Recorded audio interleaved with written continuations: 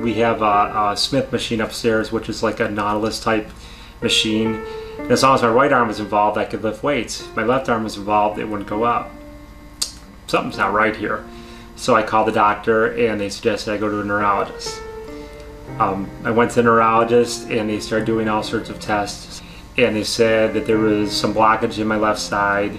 So what does that mean? They said, well, it's one of two things. It could be a pinched nerve, or it could be an early indicator of motor neuron disease.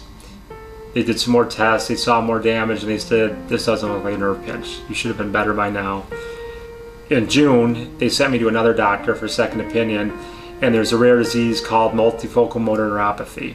And it affects one hand only, usually of European descent, and I believe of Jewish heritage, but I'm not 100% sure. And he said, you don't really fit the qualifications. He said, but I'd like to treat you for this. He said, but I'm going to tell you with 100% certainty that you have ALS. He said, I said, why are we going to do this treatment? He said, well, you're a young man. He said, at the time I was 4 years old. He said, you have 3 little kids. And he said, I can't look you in the face and tell you that you're going to die without giving you every single opportunity there is to live. And he said, I will do this treatment. He said, it's probably not going to work. He said, it's a 1 in a billion chance. He said, but I want to give you a 1 in a billion chance. So we did the treatment and it didn't work, and that pretty much answered the question that it was ALS. Shaun is, let's see, he's obnoxious, the most vulgar person I've ever met, but he's a great guy. He'd do anything for you. You know, he's actually very compassionate and caring, and you don't see that at the Firehouse, but you definitely see it on the emergency runs. And he's one of my best friends. I wanted to stay on the job as long as possible.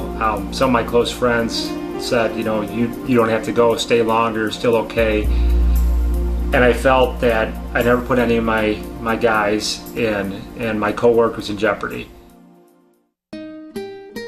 I'm Becky and I'm 12.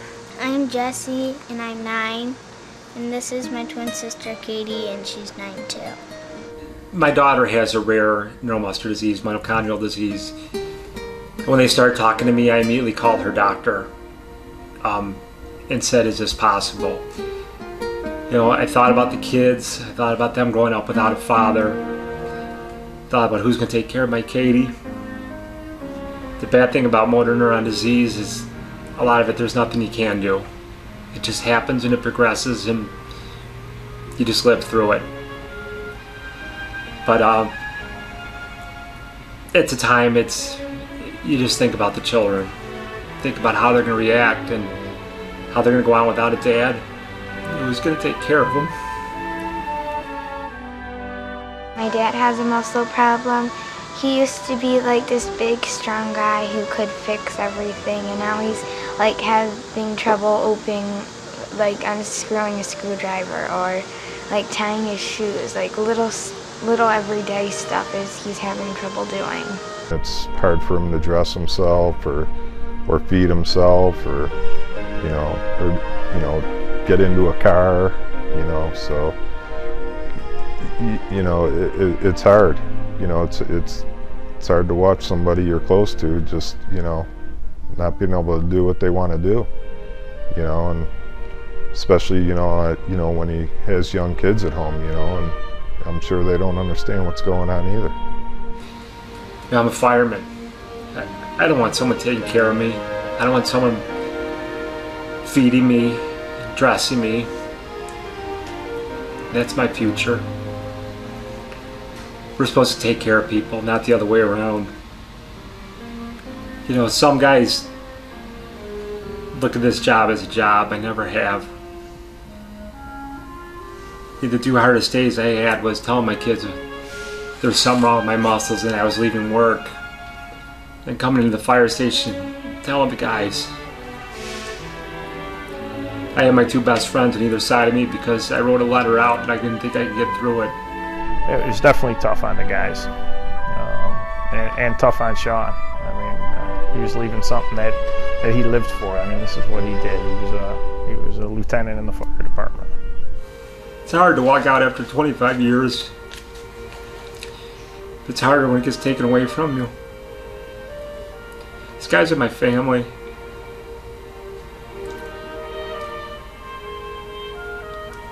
They're hurting too.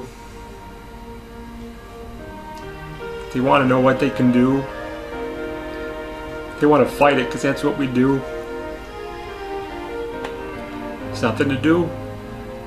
Just live as long as I can.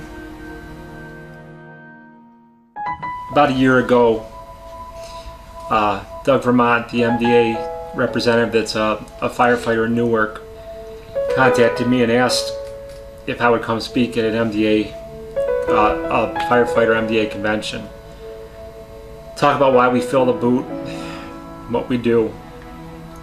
My two friends drove me down to Columbus. We did this talk for MDA. They told them what was going on with me. Told my story. Told about my little girl.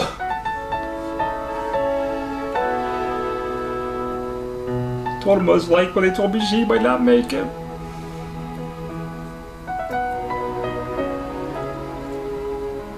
Told them what it's like when they told me I'm not gonna make it.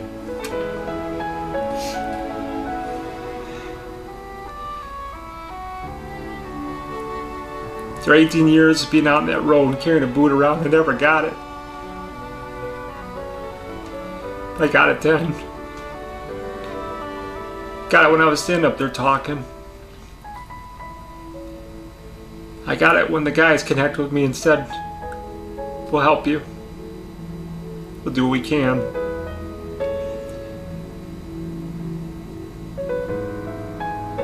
My guys here, they want to help.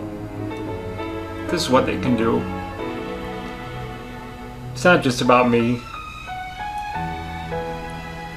It's about my daughter. I had the opportunity to go to MDA Camp Cheerful and I met these kids. They have such tremendous odds stacked against them. They're in wheelchairs and they have breathers on and suction machines, and they're just kids. They're out there dancing. They're riding in a canoe and they're just living. That's why we go out there with that boot. That's what we're supposed to do. I just feel for him. It breaks my heart knowing what he's going through. But I can tell you this, it provoked me to be even more aggressive in doing fundraising for MDA, because it could happen. It could be me next, you know, or it could be one of our other guys.